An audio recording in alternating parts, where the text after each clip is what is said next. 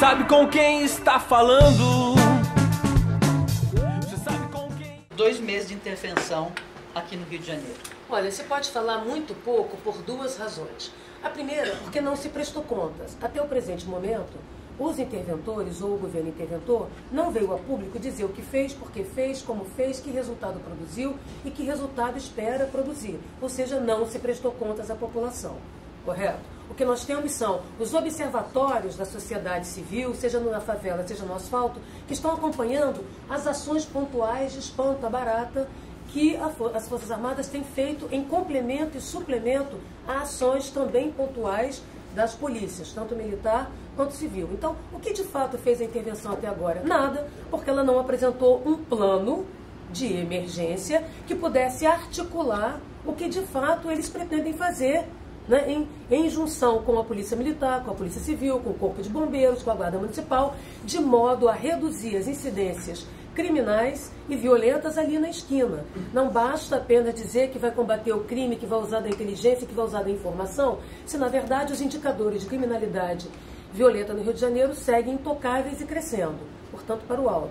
Isso mostra que há uma dificuldade, que o buraco é mais embaixo. Não basta apenas ocupar a função de governo, tem que ser capaz de governar. E capaz de governar significa desenhar uma política efetiva de segurança pública e de policiamento. Ok? O que até então não se está se passando, porque não se tem como aferir. Então não se sabe se está dando certo ou se está dando errado. O sentimento que se tem é que se trocou 6 por meia dúzia. Na verdade, a insegurança continua sendo percebida de maneira generalizada pela população e, evidentemente, as polícias seguem fazendo a rotina que estavam fazendo com poucos recursos, com a escassez de recursos que elas têm experimentado em função da crise econômica e política no Rio de Janeiro. E o Exército, na sua avaliação, estaria mesmo na rua ou não? Não, o Exército não está na rua do Rio de Janeiro fazendo policiamento. Ele está no trânsito, né? Como motoboy, fazendo delivery, entregando recurso ali, recurso acolá. Esse foi o caso, por exemplo, da Vila Kennedy. Eles foram lá retirar barricadas, lembrando que barricadas existem nas favelas, mas nos bairros da Zona Sul e de classe média a gente chama de cancela. Não, então você vê que tem um entendimento diferenciado, deveriam também arrancar as cancelas das ruas fechadas da Zona Sul e dos bairros de classe média, porque afinal a rua é livre, tanto na favela quanto no asfalto. Mas o mais importante é que eles foram lá fazer uma ação de suporte pontual. Isso significa 2 coisas. Primeiro, eles não têm recursos para garantir o policiamento 24 horas por dia, nem em complemento, nem em suplemento à ação da Polícia Militar. Segundo, eles não têm competências e qualidades para fazê-lo. Por esta razão, eles preferem inverter a lógica constitucional. Porque na Constituição, a Polícia Militar é força reserva e auxiliar do Exército. O que está acontecendo é que o Exército tem sido empregado como força auxiliar e reserva da Polícia Militar. Mas não adianta dizer que depois que eles saem, né, os problemas voltam porque a Polícia Militar não está agindo direito, não está obedecendo, porque na verdade a Polícia Militar é tão militar quanto a Força Militar do Exército. Então, se há um problema de comando, quem está no comando hoje é o governo interventor. E se é o governo interventor, é preciso governar as polícias, integrar as ações de polícia para produzir resultado. O que está acontecendo é que a gente vê o caminhão do Exército passando para lá e para cá, carro do Exército entregando coisas. Podem estar entregando pizzas, entregando soldados ou entregando meios logísticos, mas fazendo policiamento não estão. E ao não fazerem policiamento, a diferença nas ruas é praticamente a mínima. Os crimes de oportunidade, os crimes de rua seguem, né, com uma tendência de aumento como tinha sido previsto antes. É por isso que você sempre justifica que é teatral, com alto custo e baixa eficácia? De uma certa maneira, sim. Todo teatro é sempre bom quando ele é um bom espetáculo. E um bom espetáculo precisa de um bom ensaio, de uma boa articulação entre os atores, a plateia e os recursos. Quando você não tem recursos direito, quando os seus atores não ensaiaram entre si o que cada um vai fazer, a plateia fica assistindo um espetáculo que não aconteceu. Então você acaba teatralizando, exagerando, produzindo muito barulho, muito movimento para lá e para cá, sem que isso se reproduza uma situação concreta de segurança ali na esquina, que é isso que a população demanda. A população, quando demandou o Exército nas ruas, a população não está errada. Ela demandou a autoridade do Estado, ela demandou a capacidade de governo produzir uma segurança que seja pública e de todos. Porque ela podia ter pedido o fortão da academia, o musculoso da esquina, chamado seu traficante de estimação ou um miliciano. Não, ela chamou o Estado. né? Porque ela entende que está numa democracia, ela entende que há cidadania e que o direito à segurança é um direito de todos. Então ela chamou uma instituição que ela crê ter credibilidade num momento de crise, de desgoverno no Rio de Janeiro, para auxiliar na produção da segurança. Então a população não está errada em chamar, ela está chamando o Estado. O problema é que aqui alguma coisa tinha que ser feita? Sim. Qualquer coisa? Não. De qualquer maneira? Muito menos. E por qualquer um, de forma alguma. Nós estamos gastando milhões de novo, comprando brinquedos de segurança, não deixando nada para a população em termos de legado. Essa é a questão. Que as Forças Armadas possam contribuir na segurança em situações de crise, em situações críticas, é uma necessidade, é assim qualquer democracia. O nosso problema é que a gente improvisa. E nós não podemos improvisar com a espada e nem com a faca, porque senão ela corta para todos os lados, inclusive as nossas cabeças. A partir de hoje, 2 meses depois, na sua opinião, que seria uma ação efetiva, então, de segurança pública mesmo nas ruas do Rio de Janeiro? Olha, é muito complicado dizer isso, porque, como eu falei, não há um plano de emergência. É possível desenhar um plano de emergência de policiamento. Correto? Ele é fácil de fazer com os recursos que se tem. O fato é que não se fez. O que está acontecendo na Vila Kennedy, aconteceu em outros lugares, é que cada um, experimentando o desgoverno, vendo que não há governo, não há uma delimitação do que se vai fazer, cada um cresce com seu peito de pombo, cada um vira uma espécie de síndrome da pequena autoridade, cada um se sente à vontade para fazer o que bem entende. O que aconteceu, por exemplo, na Vila Kennedy não foi o bispo, prefeito, que mandou retirar os quiosques.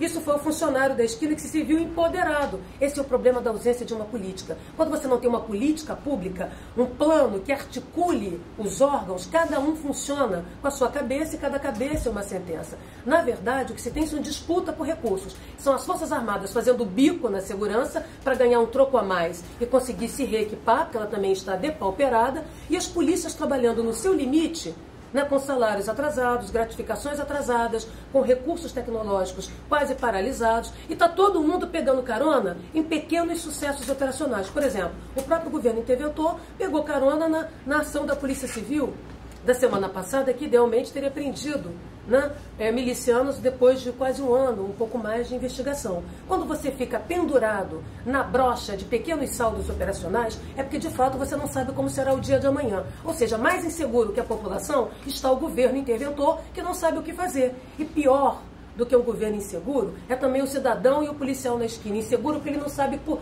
a orientação que ele vai seguir. E é nesse sentido que o crime bate palma, sobretudo o crime organizado, e os senhores da guerra, que vão ganhar bastante dinheiro vendendo seus brinquedos que cortam, matam e ferem. Na última quarta-feira, o presidente Temer disse que a avaliação é muito positiva do governo federal sobre a intervenção aqui no Rio de Janeiro, que ele considera que não é possível fazer nada de imediato, mas que ele acha muito bom que foi feito até agora. Como é que você analisa isso? Seria mais um teatro também? Olha, o problema é de quando você não tem parâmetros de aferição, que a unidade de medida passa a ser você mesmo. Se eu tivesse que me medir por mim mesma, por critérios jaquelinianos, eu diria que eu sou sempre maravilhosa em tudo. Essa é a falta de bom senso, de critérios objetivos e de seriedade. E não é muito diferente de se esperar de alguém que não tem a legitimidade do voto. Correto? Então, governos ilegítimos, que não têm a legitimidade do voto e que não desfrutam da popularidade, não são capazes de produzir coesão em torno do seu projeto político, do seu projeto de sociedade. Resta brincar de fazer teatros repressivos, cujo resultado é do imediato para o daqui a pouco, não sobrevive para além do imediato, se não é servindo, portanto, apenas de recursos de bravatas. Eu sinto muito que um presidente da República não tem o senso de responsabilidade, o espírito republicano de entender que a situação da segurança pública não pode ser objeto de brincadeira, de manipulação político-eleitoral, porque os cadáveres vão bater na porta dele em breve. Queria fazer uma última pergunta sobre essa coisa dos militares. E qual é o risco imediato disso para a sociedade? A gente sabe que tem general aí durante a intervenção que já se manifestou nas redes sociais, ameaçando, dizendo que é possível, que existe um Estado que tem que manter a obediência, mas não falou exatamente o que é isso, ameaçando a volta da ditadura. Como é que a senhora vê isso? Olha, a primeira coisa é a seguinte, um soldado, ele precisa primeiro ser disciplinado e obedecer à hierarquia. Acima das Forças Armadas está um comando civil, que é a sociedade. Que, aliás, parece que o presidente agora quer pôr no próprio Ministério da Defesa um militar, na contramão do que sejam os critérios democráticos de controle e regulação da espada. Não pode ser a espada que define a sua extensão e a profundidade do seu corte. Portanto, Que um soldado, seja ele general ou da ponta, venha ter ideias sobre como deve funcionar o país, é uma coisa. Outra coisa é ele ser alçado à condição de um poder moderador. Isso põe em risco o legislativo, a autonomia do legislativo, a independência do judiciário e o equilíbrio entre os poderes numa sociedade democrática.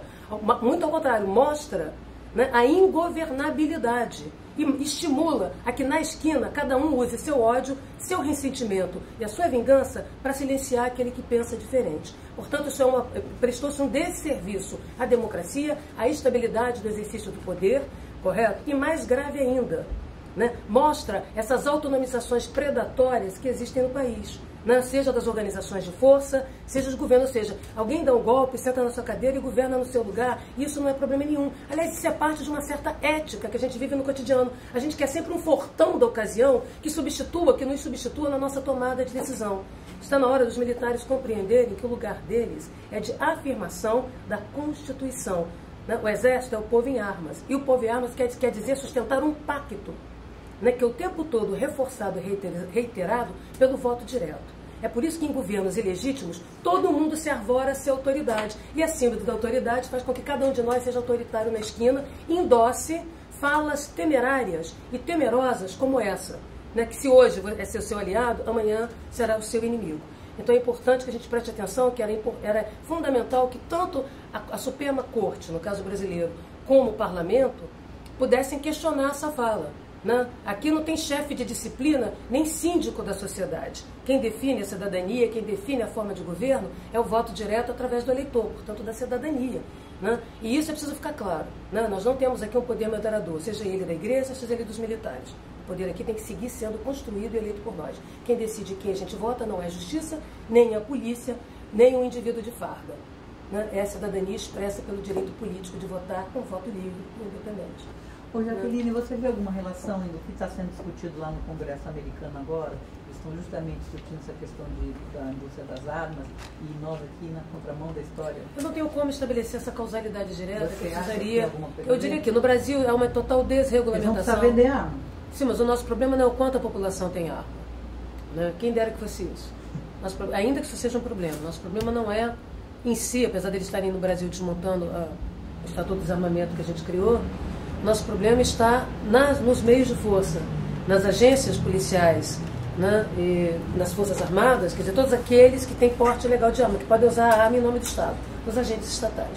Não há qualquer controle ou regulação sobre o uso da força pelas organizações policiais brasileiras. E não sendo assim, você não tem como controlar o resultado policial, nem da Polícia Federal, nem do agente penitenciário, nem do guarda municipal. Aqui nós discutimos coisas na contramão da história. Falamos de unificação de polícia, isso é um atentado à democracia. Falamos de desmilitarização, quando na verdade temos que controlar o uso da força, porque a gendarme francesa é militarizada, não sai matando ninguém. Aliás, é um modelo de onde saiu a polícia militar. Os carabineiros da França, da Itália, também não saem predando ninguém. Então, é claro que o modelo militar traz problemas na organização policial, mas não é só o militar, o modelo bacharelesco também. Então, de um lado o modelo militar é uma porcaria, do outro o modelo civil aqui também é uma porcaria. Um sofre de horizontalidade predatória, transformando cada delegacia numa loja de McDonald's, e o outro transforma cada batalhão num Vaticano dentro de Roma. Ora, o que é que as pessoas estão pedindo? Elas estão pedindo uma ampliação do poder de polícia. Elas estão pedindo nas ruas. Você é a favor da unificação? Eu não sou a favor disso, porque eu não sou... Ou eu tenho que ser a favor da história, do conhecimento, da pesquisa de 25 anos com isso. Eu não posso propor um negócio... Não pode ser a favor de unificação? Claro que não, eu sou doida. Eu sou a favor da democracia. O Temer é, né? Não, o Temer é a torcida do Flamengo. Todo mundo é na medida em que do Flamengo e do Corinthians. Ok? Aqui no Brasil, aqui a gente tem soluções para problemas não diagnosticados.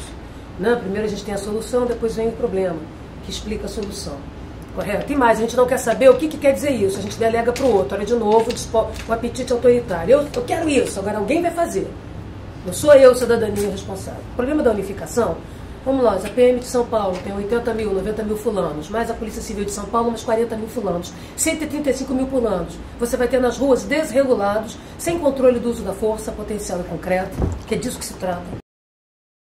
Esse autogoverno. Isso não é Highlander, você cortando o cabelo, tá certo? Nós não temos nenhuma regulação do poder coercitivo do poder de polícia no Brasil. Tá? Aí o que a gente faz? A gente amplia o poder de polícia encolhendo a cidadania. É isso que as pessoas querem, não foi assim que as democracias lidaram com isso. Elas fizeram guerra pelo controle da espada e pela redução do poder da espada. Nós queremos ampliar o poder da espada. Eu quero saber se há algum check and balance de organizações de 130 mil. Alguém sabe onde existem essas organizações e se elas funcionam bem? Elas deveriam visitar a Índia, elas deveriam visitar um país federado de larga escala como o Brasil, deveriam visitar o México, correto? Para entender o que elas estão propondo. Né? Porque elas estão propondo um corpo sem órgão. O problema não é esse, unificar. Eu quero saber como é que vai gerir. Como é o governo? 130 mil fulanos que amanhã se autonomizam e dão um golpe em mim. Se o seu vigia é mais forte que você, ele senta na sua cadeira e governa no seu lugar. Se o seu vigia é fraco demais, ele se vende na esquina para o primeiro que pagar melhor. Esse é o desafio de lidar com uma espada. Por isso, as intervenções, do modo como tem sido feito, são um improviso perigoso, que faz agora todo mundo cantar de galo. Todo mundo canta de galo na autoridade, porque você não tem governo. Tá certo? Você canta de galo na esquina com a empregada doméstica, tu canta de galo, o funcionário da prefeitura quebra quiosque sem autorização do prefeito. Que o prefeito seja um bispo, ele foi eleito. Ele não mandou quebrar o quiosque. Essa autonomização revela essas unidades autônomas autoritárias de ódio, ressentimento e vingança que se espalharam no lugar do policiamento, no lugar da justiça. As pessoas lidam com os resultados judiciários, com os resultados policiais de maneira plebiscitária, midiática. Todo mundo comemora a prisão. Isso é uma perversão. Como é que você pode comemorar a prisão? Não importa se é do presidente Lula, entendeu? De qualquer outro. Né? Qual o sentido disso? Né? Então esse apetite vingativo que está estruturando esse negócio, isso é muito grave. E nós temos o discurso à esquerda e o discurso à direita tão leniente. Né? Ambos pedem um Estado forte, ambos pedem uma cidadania tutelar, ambos não sabem o que é que eles querem fazer na esquina. Isto é muito grave. Porque tem uma cidadania tutelada. À esquerda, você transforma a juventude exposta a risco social em mico-leão dourado de programa social com camiseta de projeto. Eu podia estar matando, estar roubando, mas eu estou aqui, entendeu? No que não é no jovem esperança. Quer dizer, esse jovem não tem mobilidade, esse jovem não pode ir a qualquer lugar, ele não pode tomar cerveja na Lapa como os jovens de classe média.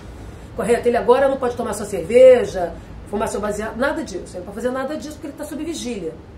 Correto? Não é isso? É isso que se espera? Tutela da cidadania, quer dizer que tem porta-vozes para falar em nome da favela? E a direita, como é que ela... A direita é lei e ordem. Então, um e outro querem um Estado forte. Um e outro vê na punição um modo de produção de identidades.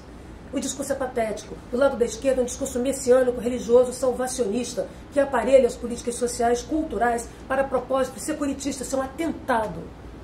Eu, quando tive a oportunidade de formular políticas públicas no programa do presidente Lula, de outros, entendeu? A primeira coisa é dessecutilizar.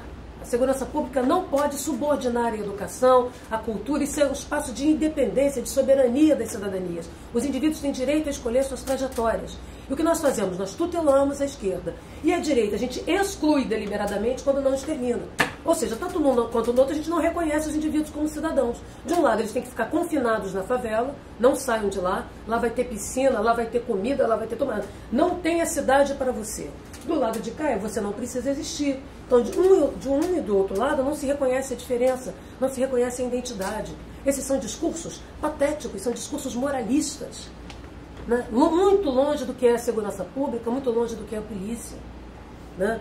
E é preciso que a gente diga claramente isso para se construir uma agenda afirmativa de igualdade entre os sujeitos. Certo? Isso é diferente. O que nós estamos produzindo são os dispositivos de proteção.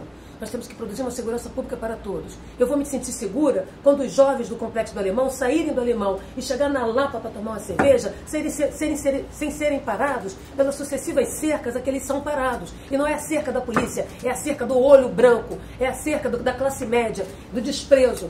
Né? Porque como é que uma pessoa que sai lá do Cafundó do Judas, da suspeita, eles são envolvidos até que prove o contrário. Aí você pega um jovem de mico-leão dourado, põe ele para ir para Nova York, para ficar uma semana em Nova York, depois ele volta e vai ser precarizado dentro da ONG, porque ele não tem direito à educação universal. Ele aprendeu meia dúzia de saramaleques culturais e é assim que ele vai ser. Cadê a ascensão social? Quando é que ele vai ser sujeito de si?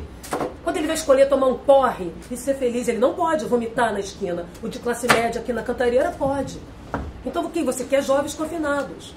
Você quer uma juventude negra da periferia. Uma cidade dividida. Não, mais que dividida, uma cidade cheia de cercas. As cercas não são só policiais. A cerca da polícia eu consigo resolver, gerando mecanismos de controle sobre o uso da força.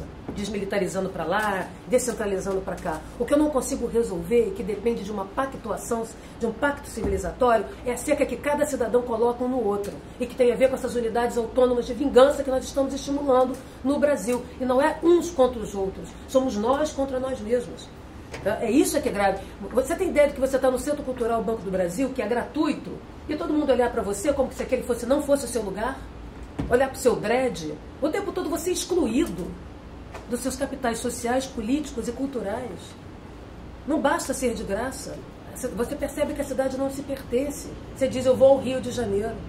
Tem pessoas que nunca saíram do Complexo do Alemão. Eu posso achar que isso, segurança, se chama circulação. Segurança é mobilidade.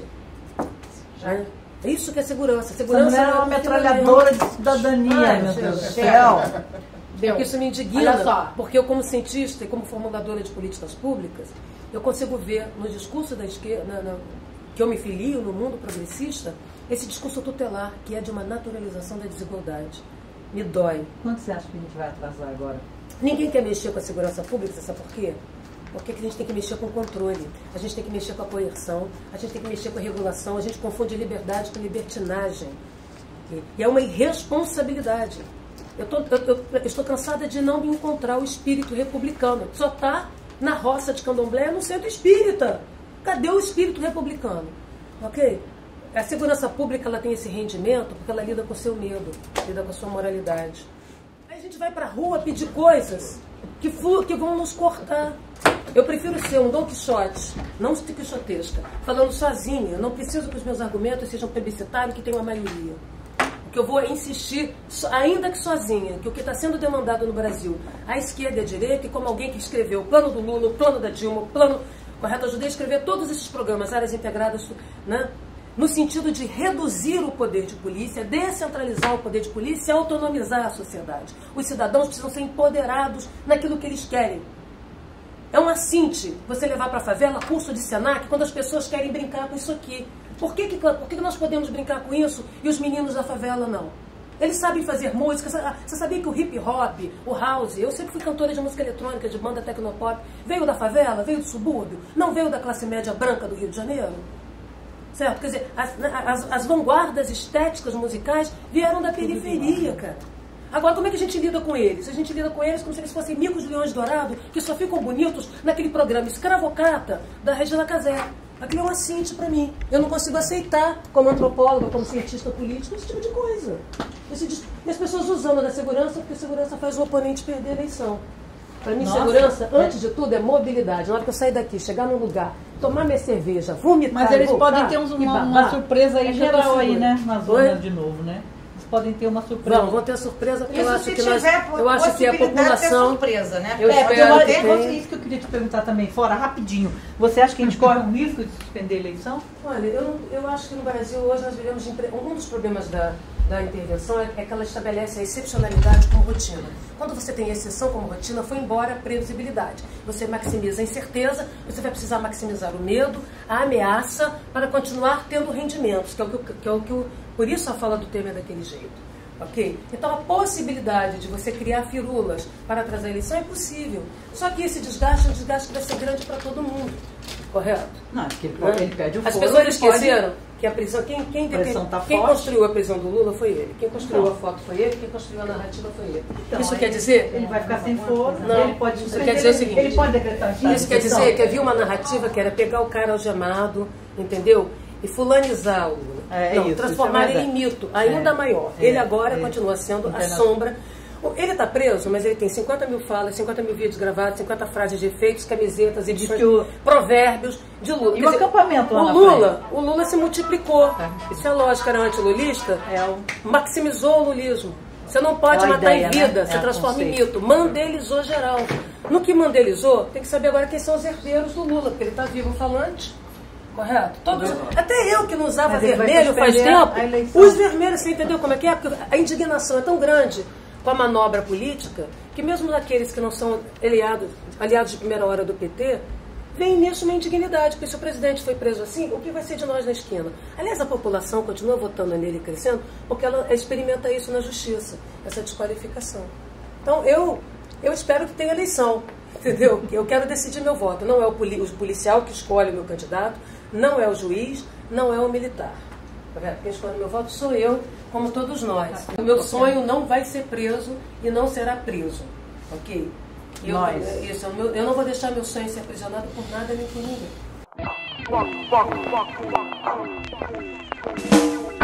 Sabe com quem está falando? Você sabe com quem está falando? Eu trabalho dentro de uma pirâmide.